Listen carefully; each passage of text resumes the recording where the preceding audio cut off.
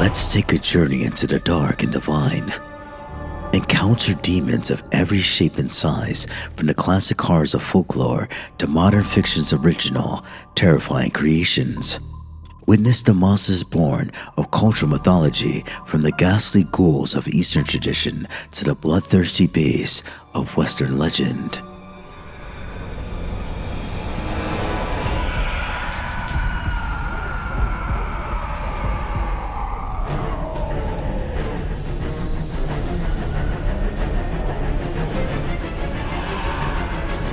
The beauties and horrors of legends, those that live within us. Welcome to Myth and Lores, a journey into the dark and divine. Without further ado, let's jump into another lore. The depiction of the devil has evolved dramatically throughout history, influenced by religious, cultural, and social changes. From ancient mythologies to modern popular culture, the figure of the devil has taken many forms, each reflecting the prevailing ideas about morality, power, and the human condition. Here's an exploration of how the devil has been portrayed throughout the different periods of history. Ancient and classical depictions. Before the devil became associated with the Abrahamic faiths, Judaism, Christianity, and Islam, evil spirits and adversarial figures were common in many ancient religions and mythologies.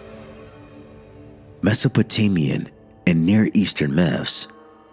In ancient Mesopotamian religions, there were various demons and spirits like Lamashtu and Asag who embodied chaos and illness. While not directly analogous to the later Christian devil, they were seen as forces that opposed gods and brought harm to humanity. Ancient Egypt. Egyptian mythology features Set, the god of chaos, violence, and disorder. While Set was not considered purely evil, he represented the disruptive forces that opposed the order of the universe. His antagonism toward Osiris and Horus, representing life and stability, resembles later depictions of the devil's role as an opposer of the divine. Ancient Greece and Rome. Greek and Roman religions did not have a single devil figure, but did have various malevolent gods, demons, and spirits. Hades, the god of the underworld, was often misunderstood as an evil figure, though his role was more about overseeing the dead rather than actively opposing the gods. The Greeks and Romans also had mythological creatures like Furies, female spirits of vengeance, and Lamia, a monstrous figure who devoured children, who could be seen as early representations of the forces of evil.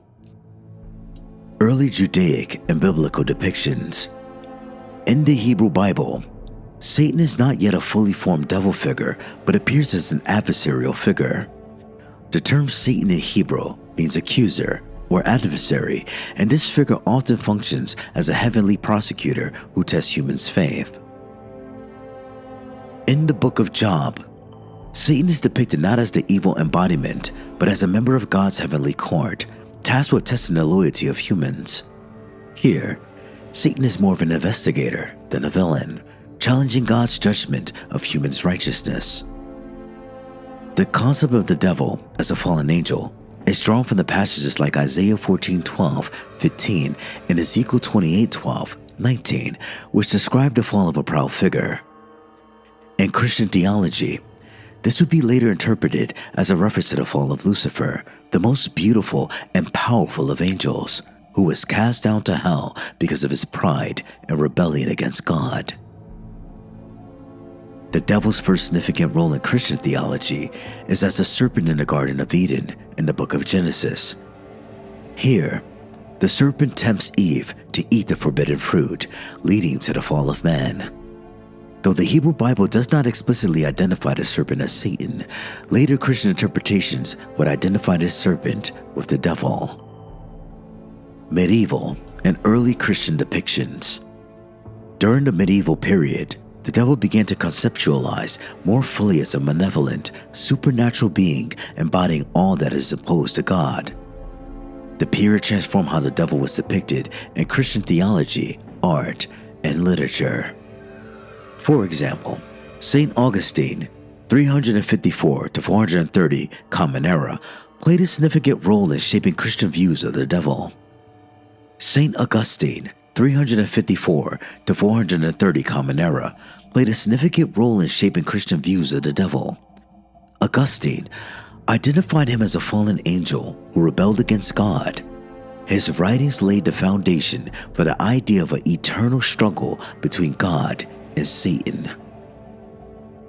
Thomas Aquinas, 1225 to 1274 Common Era, and his Summa Theologica elaborated on the devil as a purely evil being who works to tempt and destroy souls. Aquinas depicted Satan as having once been a high-ranking angel cast out of heaven because of his pride. In the medieval period, the devil began to be depicted as a grotesque, terrifying figure. Hell was portrayed as a fiery place of eternal torment with the devil as its ruler. Dante's Alighieri's Divine Comedy, early 14th century, was instrumental in shaping the Western image of the devil.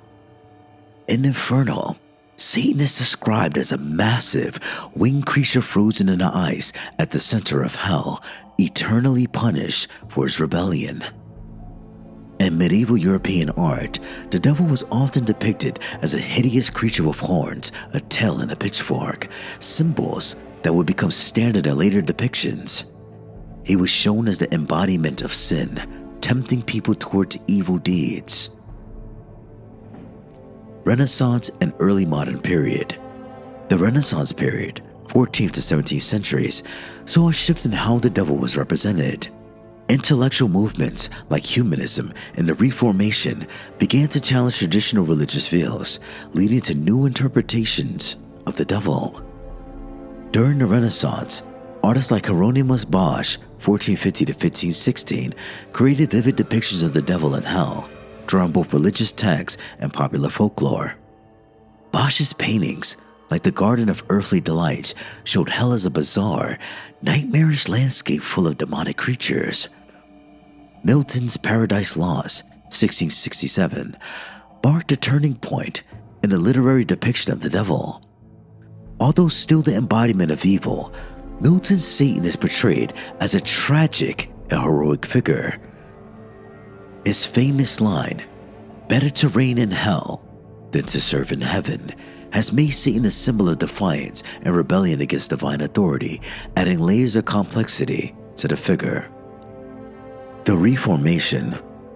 The Protestant Reformation, 16th century, emphasized the importance of personal faith and a direct relationship with God. The devil, in this context, was often portrayed as an opponent of the true church and an agent of corruption, particularly in Catholic practices. Reformers like Martin Luther and John Calvin expanded the theological understanding of the devil as a deceiver, seeking to lead people away from the true Christian faith.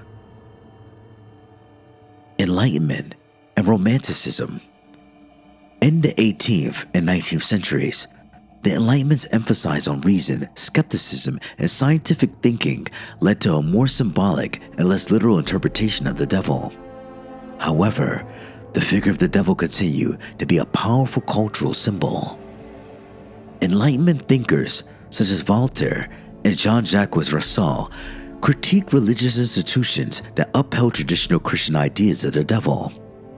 The devil was often dismissed as a superstition or a tool of religious control.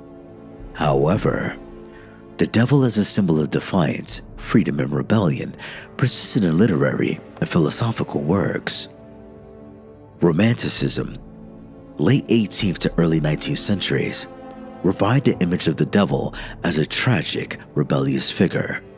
This was evident in the works like Lord Byron's Manfred and Ghost Faust, where the devil or devilish figures like Mephistopheles offers knowledge, power, or worldly pleasures, often with a tragic consequence. The devil in these works is not just evil, but represents the temptation of human ambition, knowledge, and desire. Modern and contemporary depictions. In the 20th to 21st centuries, the devil has continued evolving in religious and secular contexts. The modern image of the devil is often more ambiguous, complex, and multifaceted. In films, books, and television, the devil has been portrayed in countless ways. Sometimes, he appears as a terrifying monstrous figure as in The Exorcist or Rosemary's Baby, while at other times, he is depicted as a charming and manipulative character as in The Devil's Advocate or Constantine. The devil has also become a symbol of rebellion and freedom, particularly in rock and roll culture. Figures like Ozzy Osbourne, Led Zeppelin, and the Rolling Stones have incorporated satanic imagery into their music and personas, often as a symbol of defiance against authority and societal norms.